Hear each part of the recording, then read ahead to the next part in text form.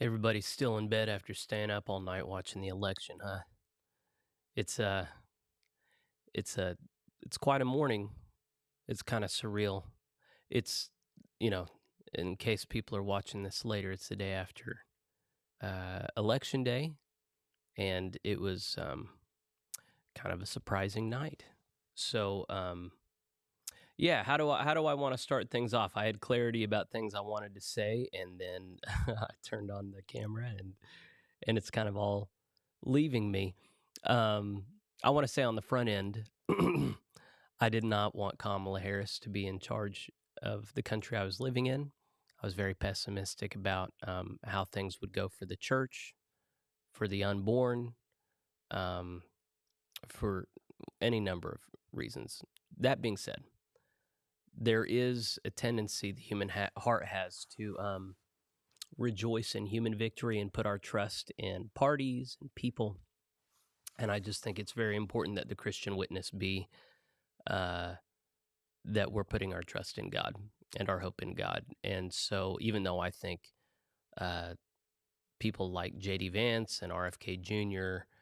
and Tulsi Gabbard are very capable people, and it's exciting to have them and Elon Musk and Vivek Ramaswamy. They're all just thoughtful people that think outside of the box, and it could be very exciting if we were people who put our trust in people and parties. I think it's just really important to be that kind of wet blanket and just say, um, unless God gives the growth, unless God builds the foundation, we everything we do is in vain. And so it bears repeating that um, the people in charge now are not really.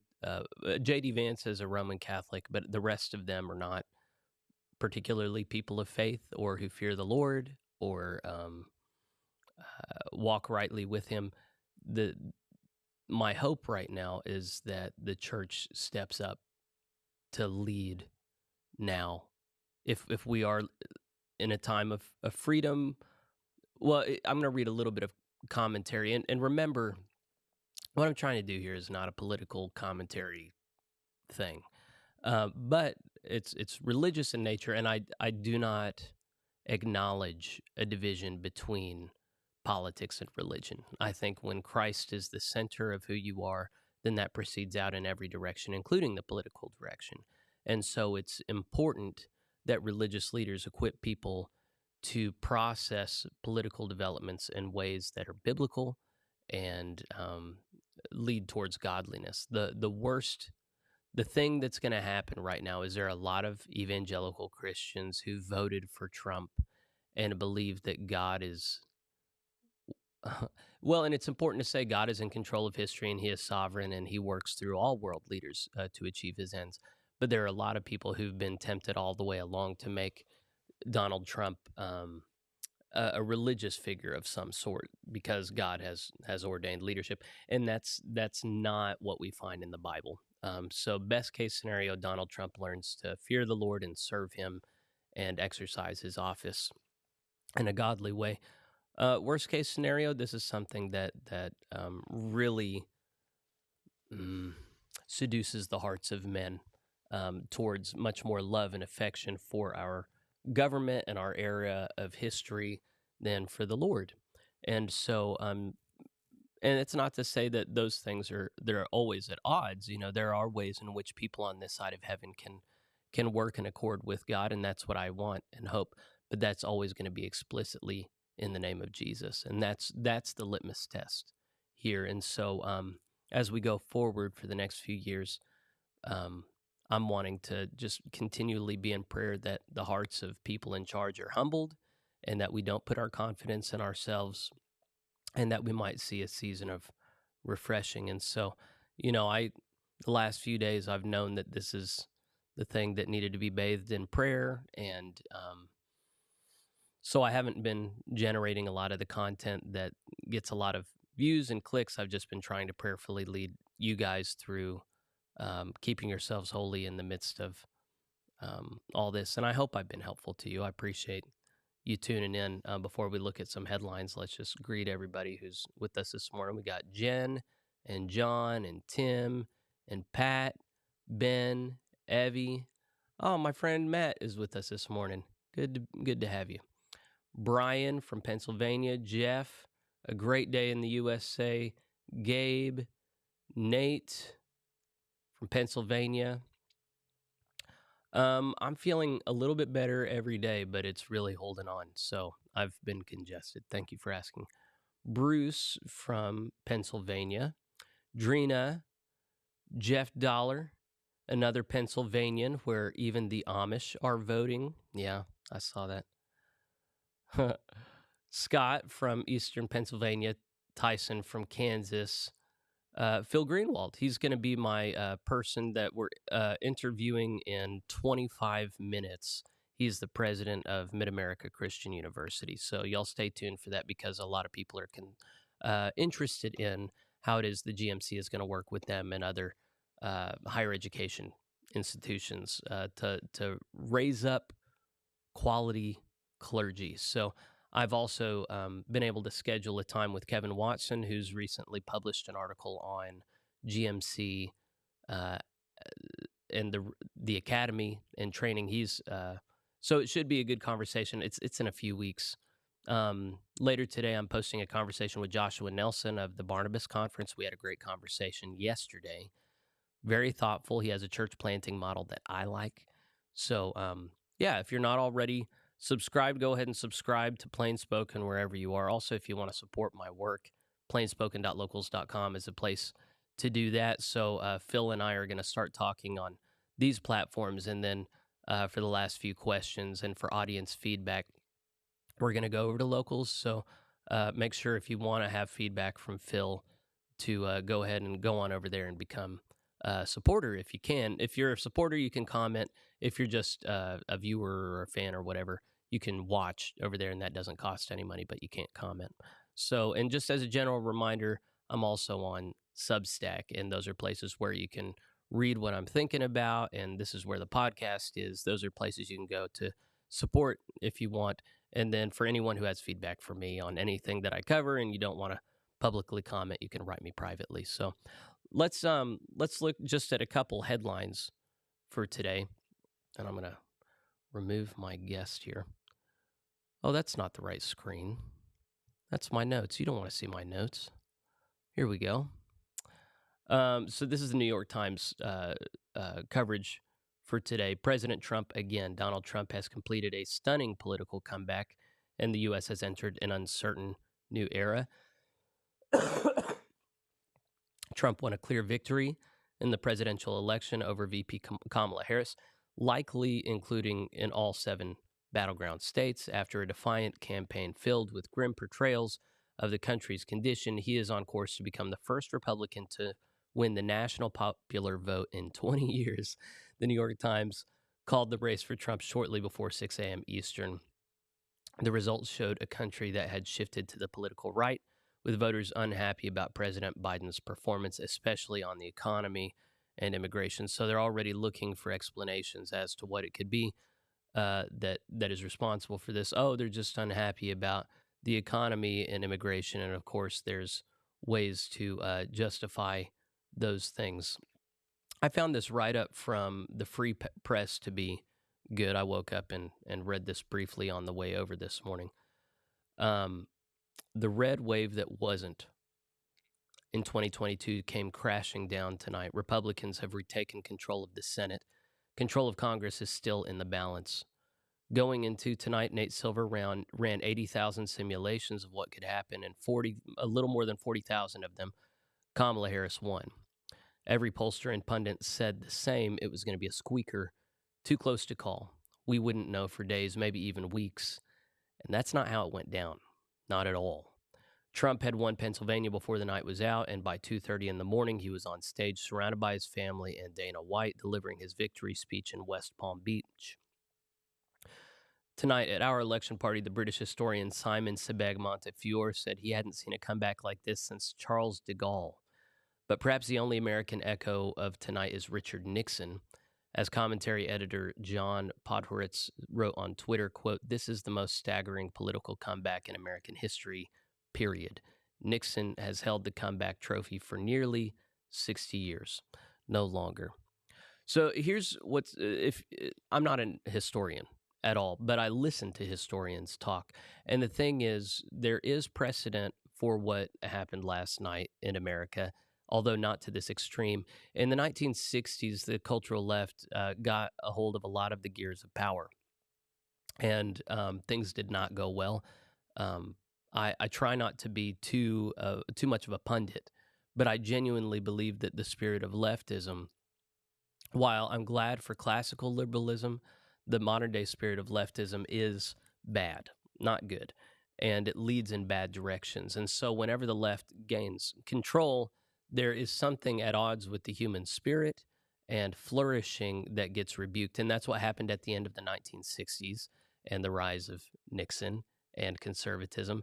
And the unfortunate thing is that leftism has continued to push and gain control over the gears of power and shift things in our nation and in our culture so that we become much more accepting of licentiousness and immorality.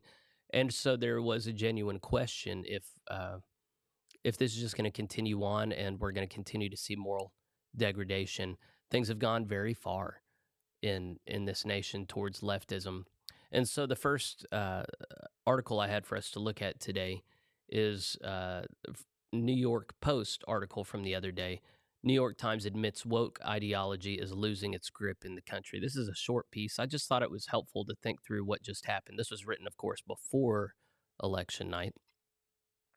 Says the New York Times admitted in a news analysis over the weekend that woke ideology that peaked in the aftermath of the death of George Floyd in 2020 has largely dissipated this election cycle, as Democrats shun calls to defund the police and to decriminalize border crossings. Jeremy Peters, a national reporter for the newspaper, wrote a story titled "In Shift from 2020, Identity Politics Loses Its Grip on the Country." Peters noted in the analysis that VP Kamala Harris, the Democratic nominee, quote, is boasting about protecting her home with a Glock, proclaiming her patriotism, and campaigning with Republicans like Liz Cheney. So those are some fun reminder photos. And there's Liz Cheney and Kamala Harris right there. And they're a lovely commercial. During this election, Harris has also been reminding voters of the drug dealers she put in prison when she was a prosecutor in California. Harris has also displayed a change in tone on gender identity issues, unlike in 2019 when she introduced herself during a CNN town hall by noting that her pronouns were she, her, and hers. Today, she, quote, changes the topic when asked, end quote, if she would have taxpayers foot the bill for sex change operations for detained migrants and prisoners, according to Peters.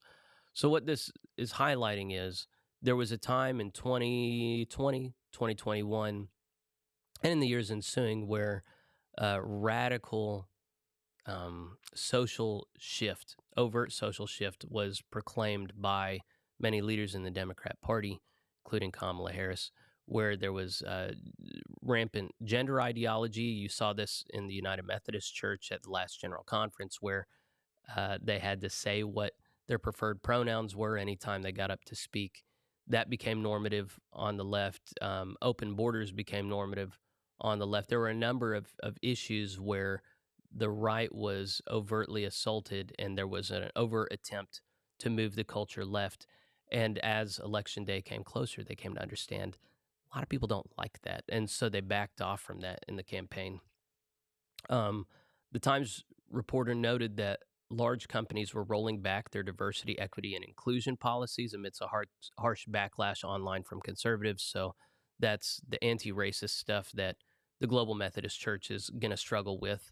The United Methodist Church has already given itself over to where you see people not as individually made in God's image, but as members of larger constituencies or groups where you prejudge them and then you exercise modern-day discrimination to undo previous discrimination. So a lot of these corporations adopted these DEI policies to practice discrimination in the workplace, and now they're rolling those things back. So one of the people that rang that bell a long time about how big a problem that was is Vivek Ramaswamy. He started a Strive investment fund to intentionally reward companies that didn't adopt DEI policies.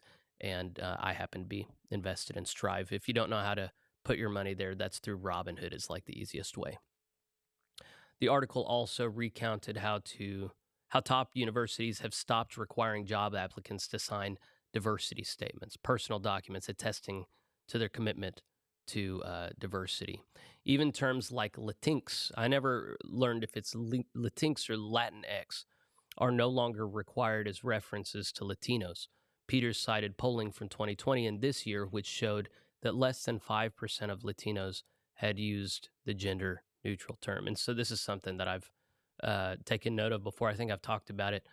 There's a lot of this gender ideology.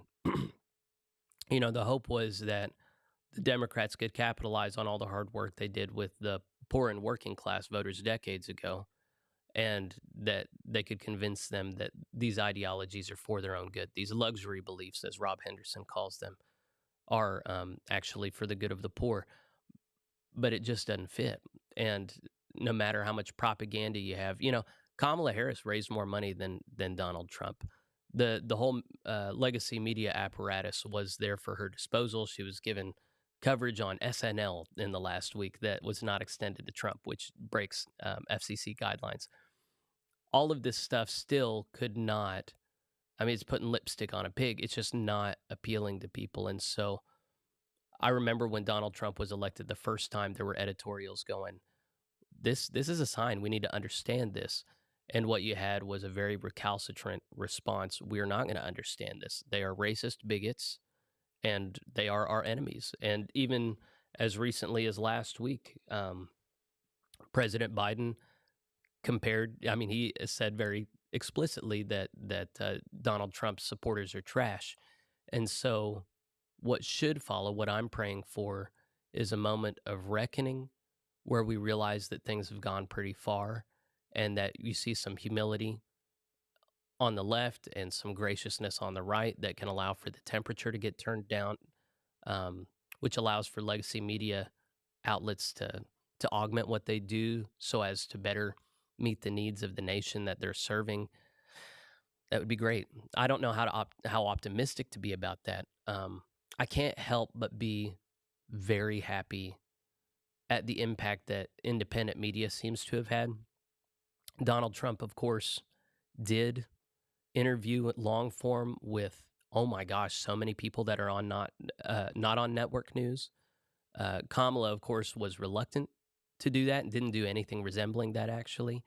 And I think the openness and availability of Donald Trump in those different, I would be very interested to see the impact of that, because, and then, I've been selfishly reposting this on Twitter X, long form content, exposure to a person really is the only way to discern their character, how they think. This was something that I started ringing the bell about in the GMC whenever I wanted to give that kind of coverage to bishop candidates, and there was kind of a response that, like, no, that's not how we're going to do things. But I really do think the era that we're in is kind of returning. If you ever, this is not a new thing. When you look back at American culture, say in the 19th century, the expectation was that political candidates were expected to perform for prolonged periods of time in front of other people. Seen, I think, most profoundly in the Lincoln-Douglas presidential debate that went on for hours. That level of performance should be expected from leadership in the state, in the church, in the corporate world. And I think that we've been dumbed down to expect sound bites. And I think part of what this presidential election was a refutation of that and saying, no, we want to think critically. We want to be an engaged citizenry. That's what I hope it is. And I think that's worth hoping. Before we turn to Mr. Greenwald, another article I haven't even read it yet, but I found it. It was Einstein who supposedly said the definition of insanity is doing the same thing over and over and expecting different results, right? Bishops urged to perceive God's new thing. This is that's the new president of Council of Bishops, Tracy Malone. She leads the Indiana conference. And this is an article just about a speech that she gave. I thought I would walk through this because in my time in the United Methodist Church, there were constant appeals to God doing a new thing.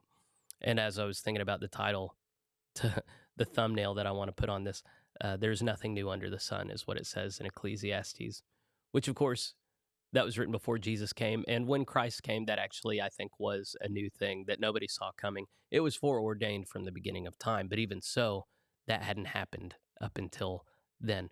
But the question is, after the coming of Christ, do we continue to need new things, or has everything that needed to happen already happened? Is the way forward adopting new stuff, new fads, or is the way forward just tapping into that which is eternally true in Christ Jesus? And I think it's the latter. We're not going to read the whole article, but I just thought this would be helpful. On the eve of a nail-bitingly tense U.S. presidential election, Council of Bishops President Tracy S. Malone reminded her fellow bishops that God's deliverance is a theme that runs throughout Scripture. This was also written before last night, obviously. She also spoke of how she sees God's deliverance already at work as the UMC begins anew after years of internal rancor over the status of LGBTQ people. Quote, "The UMC is moving forward, choosing the pathway of love," Malone said. Yeah, we didn't have any love before, right? Malone said November 4th in her first presidential address to the bishops. And it is this love that we embody and multiply and witness in our communities in the world, end quote. You remember she led in the love train line going through the general conference. Some 100 active and retired bishops gathered this week at the United Methodist related Epworth by the Sea Conference Center to discuss the denomination's future and role in the world. Malone, who also leads the Indiana Conference, is the first Black woman the bishops have elected as their president. She and her fellow Episcopal leaders hope to guide the UMC as it seeks to let go of past acrimony and move into a more inclusive future that also maintains unity across multiple nations, cultures, and theological perspectives. So it's been my prediction that the acrimony does not end and that they continue to eat each other and devour each other. It's also my contention that they're not going to maintain a robust global culture.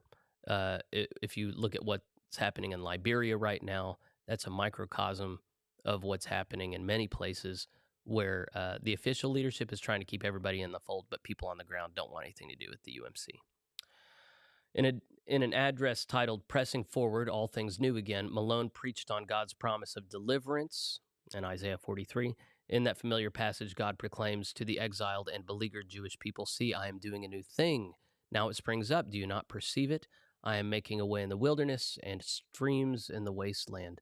Malone pointed to that passage as one of many in the Bible showing God's will for people's deliverance. Quote, "It is God's will for people to be liberated, to be free from bondage, despair, and darkness, to live a free and abundant life," she said. I think I'm going to be done there because I've heard this sermon 100 times. It's a fruitless sermon. What it does is it collapses biblical speech into neo-Marxism and licentiousness. So what it argues, it's not a refined argument. It just says, we have defined what love is. God is love, so he's going to conform to this idea of love. We have decided what things we need liberty from. God is for liberation, therefore he blesses these efforts. So it's this kind of inductive, eisegetical. We decide what it means, and then we draw the meaning out of it that we want to. And what happened in the last few years of disaffiliation is a resounding rebuke of that. You're going to continue to see decline. Churches in the UMC have stopped giving money. Not all of them, of course, but collections are way down. They're liquidating all kinds of local church assets. They're liquidating even churches like the one in Eugene, Oregon, who are reconciling ministries far left. They are taking control of churches and selling them in order to keep themselves afloat. And for some reason, they keep hoping that the tide is going to shift and people are going to be interested in the United Methodist Church and joining up. And now that this acrimony is over, which it isn't, that people are going to be joining up and coming in. It is a farce and a fantasy. It hurts. It hurts to watch I mean, how can you not connect it to the political situation where there are so many popular public rebukes of this leftward push, and yet they just can't hear it. They just can't reckon with it. They can't deal with it. It's embarrassing. It's it's it's shameful, really, and especially whenever we have people that supposedly follow Jesus and exercise this humility to be unable to comprehend this rebuke is so sad. And God help me from hidden faults. Save me from hidden faults. Is there a way that I'm being rebuked that I'm not seeing now, that I need humility to accept, and I just am not doing it? God help me. I mean, God help all of us, really. There's somebody, I grew up watching The Office, right? And in The Office, Michael he has no self awareness. And you just, this guy lack this self awareness. How can he be so tone deaf? And then how many people are like that in our lives? And for how many of us are we going, am I the guy? Am I tone deaf? Am I completely just out of touch? That's one of my biggest fears. So God save us from that hypocrisy and those hidden faults. Um, how do you wake someone up who is that tone deaf? How do you help them see? How do you can't can you make somebody humble? I don't think so. I think the Lord can make us humble. The Lord has humbled me before, but oh my gosh, I don't know how God's going to do it. But I really hope that he gives humility to us nowadays. We need that humility so badly. Um yeah. Uh I'm just going to say a brief prayer. Father, we need you. This nation needs you. This culture, this moment, we need you. And for a long time, we've been justifying ourselves and trying to stamp your name on everything that we're doing. And Father, that's not right. Everything good, everything true flows from you. And we're not going to receive that until we submit ourselves humbly to you. So help us to be humble, true disciples, Father, that walk in the way that leads to life. Help us not carry loyalties to our political party, our nation, our culture that um, effectively block out what you're saying to us and how we ought to live.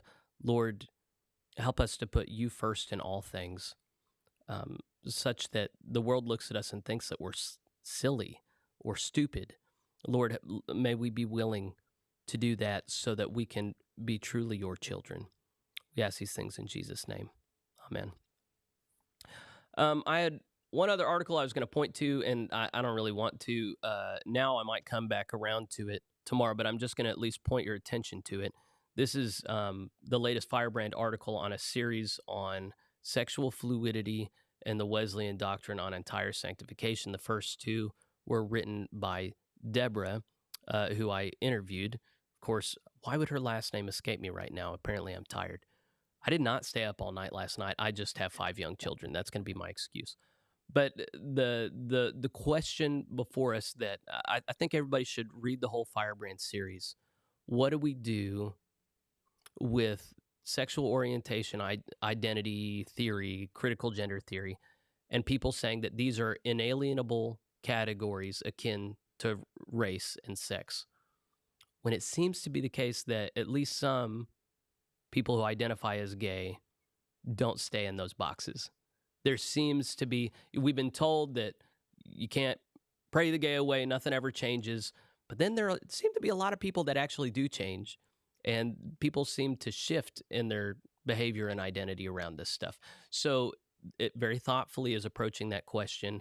How does it impact the ministry of the local church? There are a lot of people who just want to avoid the issue, and you can't do that. We're called to minister to this present age. And so thoughtfully engage those articles. I might circle around to it. I am going to have a second interview with Deborah here in a couple weeks, so stay tuned. Anyway, I'm going to introduce today's guest. I actually don't know Phil very well. He's in Oklahoma. His university is in Oklahoma City, and I'm in Oklahoma. And I know of his wife, Stephanie Greenwald, who served on the WCA before I came on board. She's a face and a name that a lot of people would recognize in Methodist circles. Mid-America Christian University has been acknowledged as one of only a few higher education institutions fit for training global Methodist clergy in the present moment.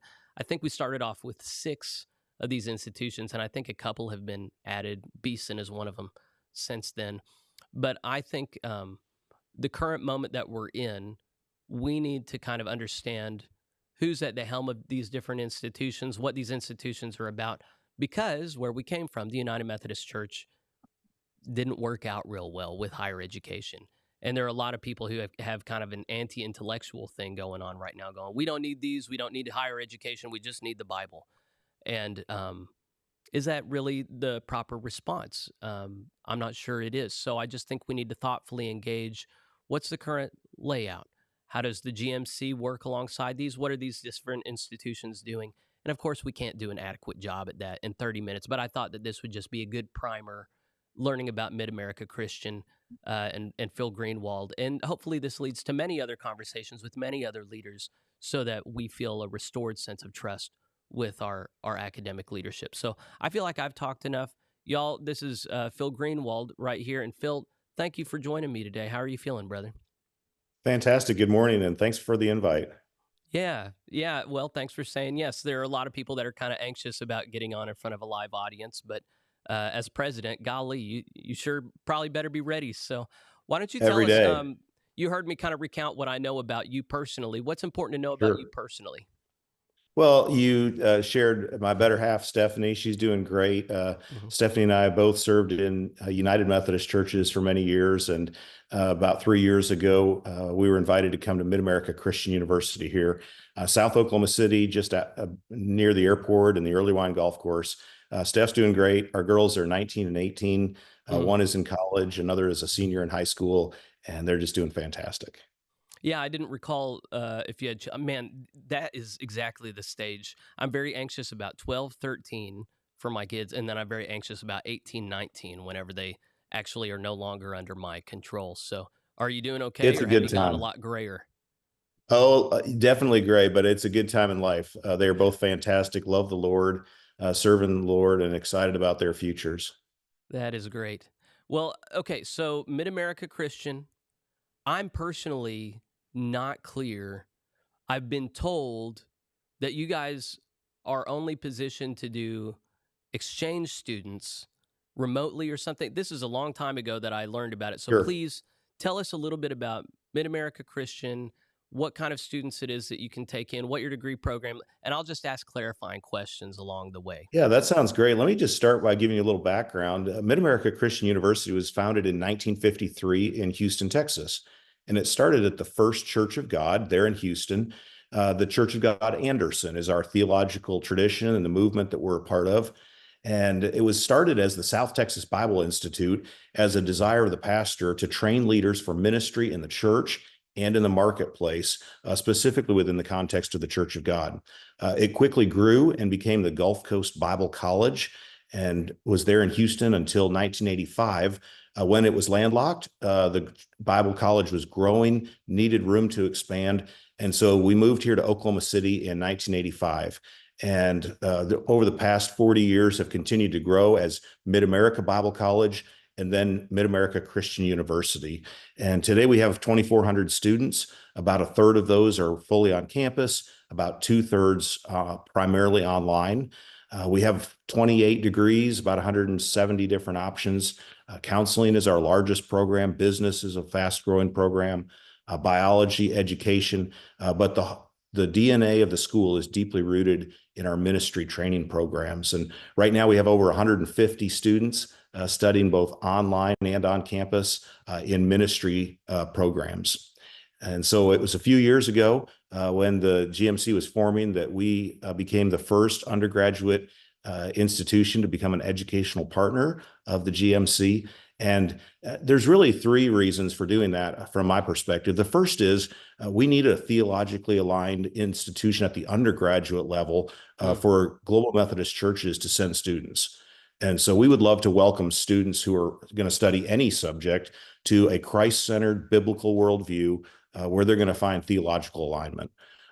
The second part is ministry training, and you're correct that we were initially approved for training for overseas, Hmm. but as the educational process and the ordination process has been a bit fluid, it looks now like the alternative pathway along with our master's degrees, are going to allow for additional partnership here domestically. Okay. So let me make sure I heard you correctly. That you are not offering master's or PhD level courses. This is just undergrad level um, engagement. So actually, we offer both undergraduate and graduate degrees. We have graduate programs in counseling, in business, in leadership, Okay. and in ministry. Okay. And we're in the process of being approved by ATS, so we would be a seminary at some point. But we've been doing a Master of Ministry for a number of years. It's a practical ministry degree, 36 hours, really focused on biblical training and pastoral training. Okay. I'm glad I asked that clarifying Yeah. question. All right. So you do have master's level stuff. It's not all Bible college, seminary training, pastoral equipping. Did you say there are 150 students kind of on that track though? Yeah, we've got 150 students in ministry programs overall. We're fully accredited by the Higher Learning Commission. So all of our courses are fully accredited. We're transferred to any other university. But we are training students at the undergraduate level in Christian ministry, and then at the graduate level in a Master of Ministry or a Master of Leadership. We also combine degrees where you can do a multidisciplinary degree at the undergraduate level, or at the graduate level have an emphasis. So if you want an MBA with a ministry leadership emphasis, or a master's of leadership with a ministry emphasis, we do all that. Interesting. And then, so was it just undergrad, or was it undergrad and graduate degree programs where you have a third in person and two-thirds remote? So we really specialize in degree completion, and we offer it in a traditional undergraduate program. You can do any of the degrees here on campus, but the online program, or what we call an accelerated program, is really where we focus. And I think that's what's really going to be beneficial to our partners in the GMC, is that students can join us online from anywhere in the country. We offer classes that are about 5 or 6 weeks long. You take one class at a time, and it really allows you to focus on that class, to complete that class, and then move on to the next. We offer 10 starts a year. So if you're going to take 10 courses, you could typically get that program done in 1 year. You said you offer 10 starts a year. Yes. So So that you would don't have not to be wait like for, a semester or trimester. That would be like a decamester. right. If you're on campus, you can start in August or January. But if you're online, basically every 5 or 6 weeks, we're offering a start. And so it's really a very convenient, but also affordable way to get an education. You're interacting with our faculty and staff here on campus. You can come be a part of the campus, but you don't have to be. And that's really beneficial for students. Yeah, the GMC. So Kevin Watson just wrote an article on Yes. his. Oh, okay. And you read this. Okay. Oh, So yeah. his concern that he lifted up, and he was very gracious about it. It wasn't at all incendiary, but his concern was prior till now, the expectation for seminary uh, education was that you have an immersive experience with a high level of academic rigor. And it seemed to him, and it seems to many other people, I think the reason that I think he's speaking a normal person's perspective, that when you have this remote learning that is cheap, that you can engage without as an immersive experience, that the integrity of the academic quality is lessened from that. His concern was that mixing and matching in this way might create a 2 or 3 tiered system of clergy. Could you talk a bit about how it is that remote learning can and does participate in the same level of academic rigor as more traditional modes of education? Absolutely. Kevin's doing a terrific job. And I would say he's correct that the MDiv remains the gold standard in Mhm. seminary and ministry training. But the world's really changed. And the reality is that we're primarily working with working adults, people who already have a job and a career, and that education is a component, but they can't stop everything else they're doing to finish their degree. And so what we're trying to do is give them a fully accredited, highly academic and engaging experience, but in an online format. And it allows them to remain in their ministry context. It allows them to do something that's more affordable. Many are paying as they go, or they have financial aid to support them along the way, but they're not going to be able to make the investment of, moving themselves, or they're taking the time and so on to do the full 96-hour MDiv. Yeah, I mean, with so many second and third career people trying to enter ministry, and beggars can't be choose. I mean, it's not in the Bible, the saying beggars can't be choosers, but it's just a reality. Like, a lot of churches need pastoral leadership, and so what was guaranteed at the front end of the GMC, we said we're not going to have local licensed pastors, we're not going to have second class citizens in the clergy. But that almost seems to be what the situation has required. And of course, that's why there's so many local licensed pastors in the UMC. And that's why the GMC is really trying to walk this line between, we'll make it as easy as possible for you. Please take these courses. And institutions like yours positioning yourselves in order to meet that need. Whereas other institutions that haven't existed on that model can't, and so talk a bit. You said you're about to get accredited with ATS. Can you talk about what ATS stands for and what this process is? Sure, the Association for Theological Schools, and that really is the gold standard for seminaries. And we've had master's programs in ministry for quite some time, but never pursued that. And so I think that'll be a good option for us, just to continue recognizing what we're doing, already accredited by the Higher Learning Commission. But I think the focus I would share in that regard is that we're really focused on practical ministry degrees. We want to help people study the Bible. We want to help them get the training they need in Wesleyan theology. Our mission statement is that we train students from a Wesleyan perspective.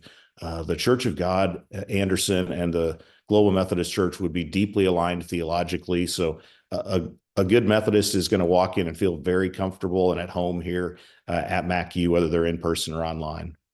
Yeah, that was the direction I wanted to go. So I actually want you to talk a little bit more about. I don't assume you've listened to me a lot, but it seemed very clear to me that when people use that word Wesleyan, they can mean a number of things by it. That we're not all of one mind on what Wesleyan essentials are or Methodist essentials are. So could you talk a bit culturally and theologically at MacU, what it is within the Wesleyan tradition that people are going to obviously notice and have part of their educational experience there? Absolutely. So I would encourage you to go to the website jesusisthesubject.org and learn more about the Church of God, Anderson. It's a theological movement that really was kind of anti-establishment and even anti-education early on, late 1800s. Daniel Warner, fantastic movement that has flourished and grown a little bit looser organizationally than the Methodists were, but theologically very aligned. The Church of God's theological statements would focus on the lordship of Christ, the authority of the Scripture. Really great emphasis on holiness and unity was one of the first fully integrated movements. Strong emphasis on women in ministry. And so you're going to see their theological alignment that is very, very comfortable. Steph and I feel right at home in every Church of God we're attending and visiting as part of my responsibilities here at the university.